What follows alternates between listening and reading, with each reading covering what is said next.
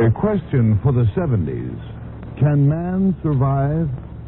Here's one answer from Don Cogley, the editor of the Center for the Study of Democratic Institutions, Center Magazine. I find it interesting that in this skeptical age, when just about every old verity, whether it be the existence of God or the existence of truth or you name it, is challenged by somebody, I find that the one unquestioned absolute is the survival of man.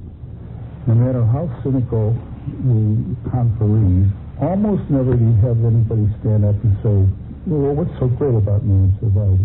Why, I ask myself, should this be the great one unchallenged absolute? You know, Pope John said, any day is a good day to be born, and any day is a good day to die. Maybe mankind could say that for itself, too. Any day is a good day to be born, and any day is a good day to die. The death of the species Homo sapiens. Is that such an impossible idea? This we'll be looking into in this report, produced by Walter McGraw for Group W, Westinghouse Broadcasting Company, with Dr. Harry Shapiro of the American Museum of Natural History as consultant. I'm Garry Moore. Can man survive? In these reports, we've heard many differing answers to that, some encouraging, some discouraging, many doubtful. Perhaps one of the most interesting came from Nobel laureate Dr. Edward Tatum of Rockefeller University, who talked with producer Walter McGraw about Darwin and about Dr. Paul Ehrlich, author of The Population Bomb. Man has survived a great many attacks and threats in the past. Every organism has. Man has certainly a terrific advantage over most organisms in that he can not only accept environmental challenges, but he can modify the effect of his changes on the environment and modify his receptivity or sensitivity to these factors. We have air conditioning going right here in this room. We are modifying our environment because we don't like it quite so hot. We can therefore work more efficiently. No other organism has ever developed mechanical aids to improve his physical environment. Certainly the ability of man to use his intellect and reasoning power and inventive skill to help solve some of these problems, such as pollution, changes in the environment, and so on, is certainly tremendous, and I'd have complete faith in his ability to continue to keep ahead of the race. If man cannot meet up to the challenges which we have at the moment and which we see for the future in regard to the effect of technology and populations on himself and his life, place in society, then I think we might as well accept this. On the broader biological concept, if a species is not capable of meeting the demands, then he is less suited to survive than some other species which can meet these challenges, and he deserves to lose out to some other species. Dr. Ehrlich, I think, has nominated the cockroach. Well, I don't know whether the cockroach gets much pleasure out of life comparable to man, or whether he contributes to the intellectual life accomplishments of the cockroach species. But if he does, then perhaps Dr. Ehrlich is right. If we were cockroaches, we might be able to appreciate this much more. Since presumably few of us are cockroaches, we don't appreciate that idea. And to ensure man's tomorrows, we look to our technology for more and more goodies, some of which will only make worse the problems we already have. What can we expect in the future? The Rand Corporation put together a panel to answer that, and in a talk at the Institute on Man and Science, the head of New York State's Comprehensive Planning Agency, Dave Brandon, listed some of the resultant predictions. These included such things as the common use of human organ replacement through transplanting during the decade of the 70s, and we can already see that this is beginning to take place with heart transplants, kidney transplants, and so forth. The implanting of artificial organs made of plastic and electronic components as a common occurrence in the decade of the 80s. And here again you can see that our medical and scientific community is moving steadily in this direction. Each of these things contributing to the stretch out of life. They project that biochemical general immunization of the population against bacterial diseases during the last 2 decades of this century, which will in effect do much to cut down deaths that now take place due to certain disease factors.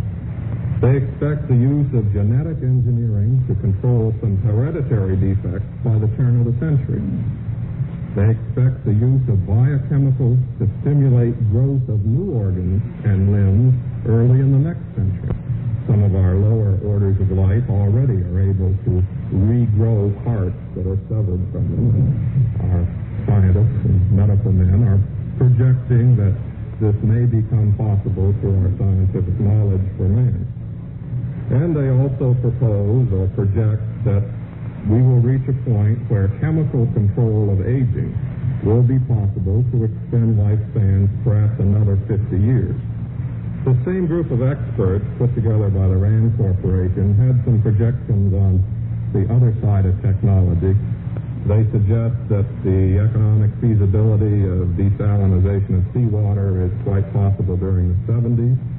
They see the major use of new synthetic materials for ultralight construction during the same period. During the last 2 decades of the century, they think the common use of controlled nuclear power will be possible. During the same period, they feel that there can be economic mining of the ocean floor. At the turn of the century, they feel that we will have reached the point where it's feasible for synthetic proteins for food. And at the beginning of the 21st century, they feel that 20% of the world's food needs can be handled by farming on the ocean floor. And they actually project that it may be possible at some point during the 21st century to feasibly manufacture many elements from subatomic building blocks. And that they'll also be able to control gravity by modifying gravitation fields. So that there are both technological things going on which make it possible for us to live better, but technology is also helping to load the population growth. And environmentalists tell us that loading the population growth on a finite planet cannot go on. In the future, they say, death rates, even if they affect only people over 100 years old, must begin to exceed birth rates. If we do not cut our birth rates, death rates affecting all ages will be raised in some cataclysmic way. But many people don't believe this. One of these is Dr. Kurt Bloch, an associate editor of the weekly business magazine Barron's. Why then does he think that so many other people are so worried about ecology? You might just as well ask me to what do I attribute the rash of bombings, arson, murder, committed in the name of some distant social goals. I wouldn't know. I think that one of the reasons is that it's fashionable and that the fashion is being supported by tax-exempt organizations and partly by taxpayers' funds. I'm supposed to have editorial ideas from time to time. I thought that actually it might be timely to recall the 4 freedoms of Franklin Delano Roosevelt. One of those 4 freedoms was freedom from fear. It seems to me that many of our academicians and politicians are anxious to give us the substitute of fear. All the talk about dire threats from what man has wrought are of that nature. Actually, the whole pharmaceutical operation of the FDA consists of fear of what a new drug might do instead of wondering what a new drug might do to help. And I think we are beset with fears, and obviously anybody who doesn't entertain fears is considered superficial and slightly out of touch. Well, I may be superficial and slightly out of touch, but I think we suffer from a surfeit of fear. However, hope, it seems to me, is as more natural to the human being than fear. Dr. Harvey Wheeler, author of The Politics of Revolution, doesn't feel quite that way. In fact, he doesn't feel that a true ecology movement, as contrasted to conservation movements, has really yet gotten underway. There's a disease that we all know about now that very few of us heard about before, emphysema. When we heard about it years ago, we would hear about it as the sort of description of the terminal disease of an 85-year-old bedridden cardiac patient whose lungs, when he was flat on his back and his circulatory system no longer worked very well, his lungs finally filled up, and when they had to put a name on what he died of, well, they just called it emphysema. And it was an extremely uncommon word in the vocabulary of most people. And now emphysema is, a household word, and it's going to be more so.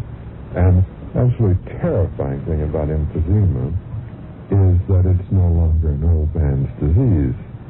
Children are dying of emphysema, dropping on playgrounds in smog-laden cities. The emphysema death rates are rising perilously and will rise even more rapidly in the next 5 or 6 years.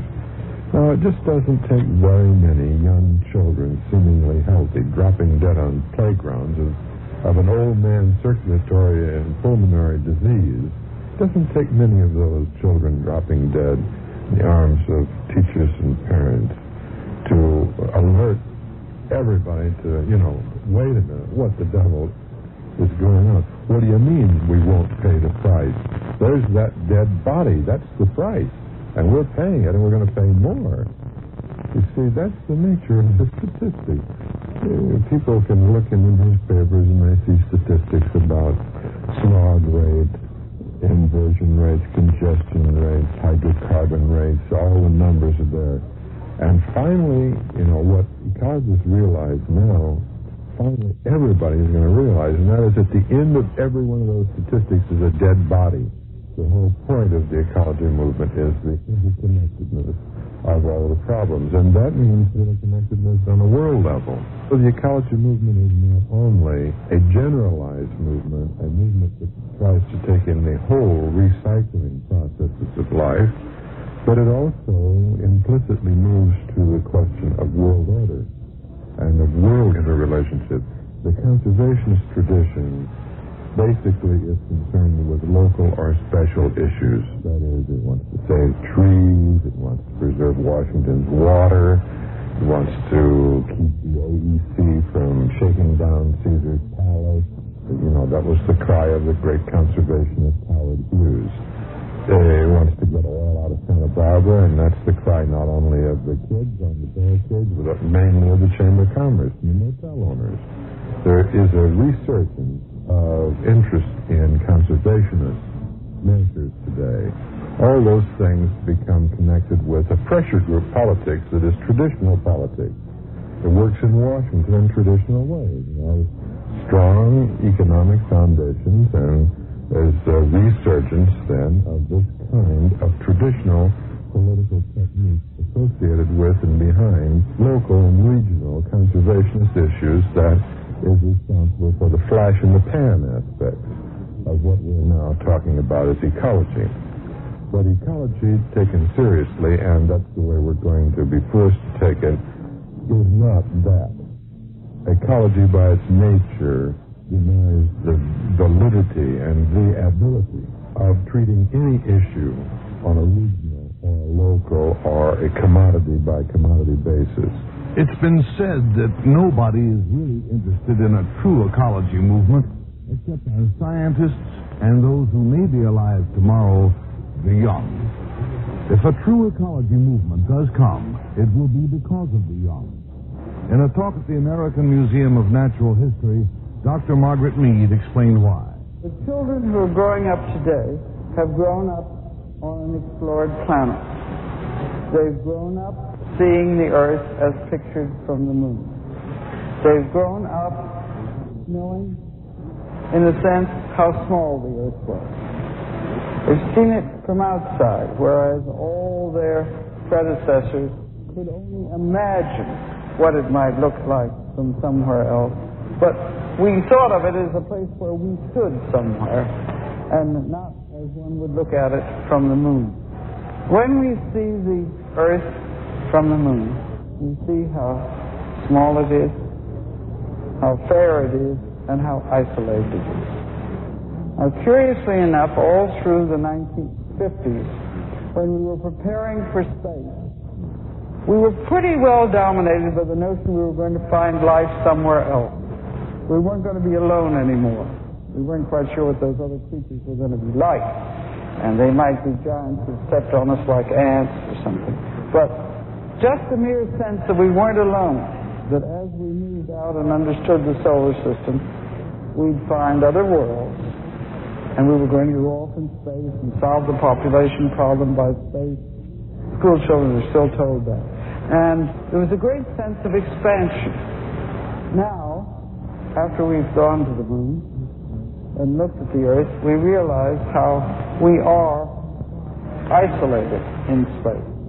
That we have just one Earth with one set of resources, and that this Earth needs to be cherished. Also, the children who are growing up today now know that all the different kinds of people on the Earth are one species.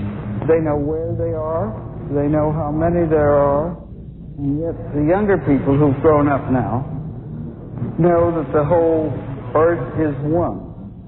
So they have a sense of this planet that older people did not have as they grew up. They have a sense of the unity of the human race that older people had only as a dream. And they have something else. They have the knowledge that it is possible to feed everyone that is here. Right through the ages, people have worried about hunger. In little tiny tribes, they shared their food with each other until they were on the point of death, and no one went hungry. But as large cities grew, even though we had tremendous supplies of food, the population kept sufficiently ahead of the food supply, so most of the people were poor and hungry. And one of the characteristics of civilization has been that a large proportion of the people were poor and hungry, and the ethical problem was then presented to those who were rich. Some of them sold all their goods and gave to the poor and went and lived in a monastery, unable to bear the fact that thousands and thousands of people were hungry. But their going and living in the monastery did not feed those people. It sometimes fed a few of the people, but only a very few.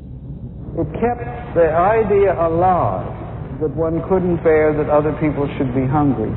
During the hundreds of years, really thousands of years, when large civilizations were unable to feed and care for the poor among them. Now suddenly, we have struck a new situation. We have struck a situation where we are able to feed every person on this earth. And so, children growing up today are faced with a fact that no children have ever had to face before. They're faced with the knowledge that we could feed everybody in the world that we wanted to. And certainly we could feed the people within this country, whereas today we have starving people within this country. So that their view of the environment is a different view from a view that any young people have ever had before. One of these young people is Patty Collins, the co-chairman of the Mid-Atlantic region of the Student Council on Pollution and the Environment. Why is ecology her bag? I have a tremendous instinct for self-preservation, and you can't live in a world that you can't breathe in. It's kind of absurd because a few weeks ago, Washington was one massive smog. I was downtown and I couldn't see the Washington Monument. Now that's absurd because you should be able to see that all over Washington. And that's not the kind of world I want to live in. We're going to put out a regional newspaper called The Melancholy Accident that will be sort of a communications channel on what problems have been suggested to states and the people we have contacted about the problems and the solutions or proposed solutions. We'll come out once a month. We're doing it in tabloid newspaper form. And how ambitious it will be with the sending power and how many people start sending things to us. If the response is good, then it could be a tremendous paper. If it's poor, then I guess the 9 of us will just continue to put it out, just because we think it's important. If you'd like to be on a mailing list to receive this newspaper called The Melancholy Accident, write to Scope, That's SCOPE, Box 5071, Richmond, Virginia. The zip code is 23220.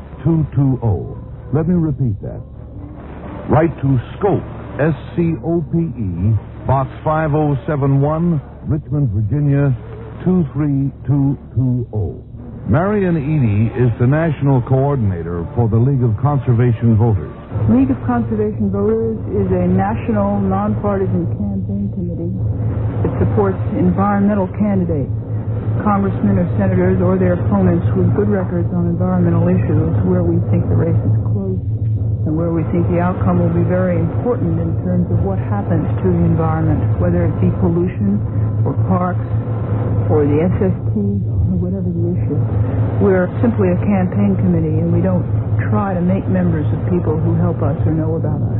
We don't attempt to get a membership because we're not interested in competing with environmental groups that are trying to build up membership or have magazines or get involved in issues. We're trying rather to work in a complementary way with them and be their ally and to help them in areas where they can't, for tax reasons, get involved. Depending on the candidate and on how close the election looks like it's going to be, our help can run from a simple endorsement of our organization saying that the man is very good on environmental issues, to financial help, to the raising of volunteers for him. In some states we have local leagues of conservation voters which are designed largely to help a campaign office with volunteers. But we have done more help via mailing to get financial support for candidates. We send mailings to members of conservation environment, citizens groups, talking about how the environment is going to be affected by an election and why it's important for them to help out. This way you can get help from outside somebody's district if the race is of national importance. Another thing which the League of Conservation Voters does, which is equally important as channeling manpower and money to desirable environment candidates, is just to publicize the voting records of congressmen and senators. We have out a chart which we will make available to anybody for 50 cents. It costs us that much to put it out, which shows how all congressmen voted on 10 key environmental votes, ranging from now back a number of years before the issue was fashionable, including votes on the SST and timber supply and water pollution and a wide variety of issues. All were chosen because they were very controversial at the time they were made. The votes were close, and it took a certain amount of courage to go the right way on a lot of them. The League of Conservation Voters can be reached at 917 15th Street Northwest, Washington, D.C. The zip code is 20005. I'll repeat that. The League of Conservation Voters can be reached at 917 15th Street Northwest, Washington, D.C., 20005. Another Washington-based young group is Environmental Resources Incorporated. Wilson Clark is the project director. Well, one of the areas in our information program that we are conducting is an analysis of advertisements by major corporations on the environment. And we have seen over the past several months one of the most tremendous campaigns ever mounted in this country that is attempting to convince the American people that corporations are spending a lot to control pollution. However, we don't think this is true, and we haven't seen any concrete evidence that it is. On the other hand, we have seen a lot of deliberate lying on the part of corporations in their environmental advertising. And one of the best examples that I can give you is an advertisement that was placed full color in major news magazines by one of the major pulp producers in the United States. And the ad copy reads, "It costs us a bundle, but the clear water still runs clear." It's a color photograph of the Clearwater River above Lewiston, Idaho. And we discovered by talking with a local environmental group that the photograph the company used was taken 60 miles upstream of the plant. In effect, the plant pollutes the river so incredibly. I have some photographs before me here that you can see that the pollution from this plant runs as far as 80 to 100 miles downstream and has literally turned the Clearwater into a muddy stream. These problems are going to have to be solved. I don't see at the moment any degree of hope on the corporate horizon for a realistic solution. Many of the young in this area feel frustration. They feel they're hearing lots of words, but all of the action that they see belies those words. Others aren't even interested. They feel that we've passed the point of no return. Well, have we? Can man survive? Dr. Harvey Wheeler. You never pass the point of no return in a theoretical sense. It's a question of whether or not we're really willing to stop being suicidal. Now, the record of history is not very encouraging on this matter, because all civilizations have really ended some kind of ecological crisis. The best example is what we now talk about, the death of the Roman Empire, the lead in the water system, and drying up of their harvesting supplies from the imperial shiploads into Rome. They just depleted the Near East and their own resources, and there was no longer a possibility of maintaining the standards that they had had. But they knew that. They knew what was going on. They could see it just as well as our historians can, but they didn't change, So you say, is it possible? Of course it's possible. It's possible today. And, here we are, a country that's in the most incredible depression in history. There's full employment of a sort that's declining, rampant inflation, big war going on. It's reduced a little bit, but it's going to be a long time before military expenditures are really reduced. And war is no longer solving. Since the New Deal, we always have used wars to solve our depressions. And we found out from World War II. I don't say we used them consciously, but it just happened that when we got economic troubles, we always had a nice war coming along and helped things out. But now we have a huge war going on, and we still have a depression. Now, that's the end, When this country can no longer buck itself up and maintain its prices and its commodities and its employment with a war going on, that's really bad news. So what are you going to do? Well, fortunately, it seems theoretically, you'd have to say, fortunately, all we have to do is simply tear down all of our big cities and build new ones. It's a massive project. It costs more than any war we've ever had. It'd be a big boon to American industry. We can all get a big share of that pie. And the cities are not only unlivable. The place doesn't work anymore. It's a machine that is now, for non-living. It costs us more in discomforts and money than it produces for us. What we can call the interstitial costs. The costs that we pay to just hold it together. The interstitial costs are higher than the benefits it brings us, and that's true of all of our big cities. The city is more expensive for the American, more of a waste to his pocketbook than even the automobile, which is incredibly, wasteful for him. We can make life decent in decent-sized communities. Technology is all available, and the need economically in the heart of this strange depression, this novel depression of ours, is obviously there and can be met this way. It's theoretically possible. It's technically possible. It's economically needed. But it just seems politically and culturally very unlikely, because most people throughout history, almost every culture that I can think of, has died an equicidal death. It has died in its own refuse. It has choked itself to death, and it has preferred doing that to cleaning itself up, reorganizing its way of life, and having a more wholesome and better lifestyle. Can man survive? Well, it seems to be up to us, doesn't it? Will we work to avoid the ecological death that felled ancient Rome, or will we leave the world for Dr. Ehrlich's cockroach to be master of all these surveys in the age of Aquarius, which we are told is coming up? This is the last of these reports. We hope they've been, maybe, a little helpful in helping you to decide. Can Man Survive was produced by Group W, Westinghouse Broadcasting Company, with Dr. Harry Shapiro of the American Museum of Natural History as consultant. It was produced and written by Walter McGraw. Bill Kaland was the executive producer. I am Garry Moore.